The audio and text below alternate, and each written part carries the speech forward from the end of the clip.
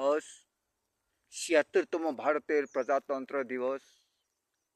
আমার আন্তরিক ভালোবাসা ও শুভেচ্ছা জানিয়ে আমার একটি স্বরচিত কবিতা পাঠ করছি। ৭৬তম প্রজাতন্ত্রী তিরঙ্গের লেহরাই থাকে যেন ভারত পুলকিত, শত্রু রাষ্ট্র পেয়ে থাকে যেন তা হতে বঞ্চিত।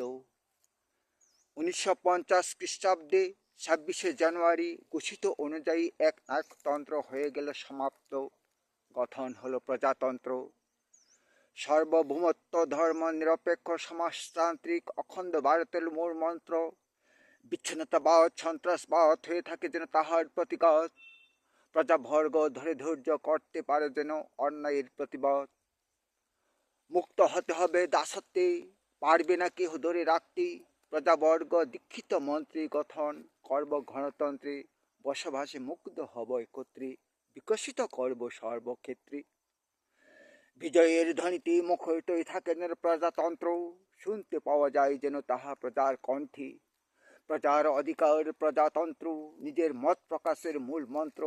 তাতে রাখা যায় বিদ্রোহের হাত হতে প্রজাদের সর্বশান্ত।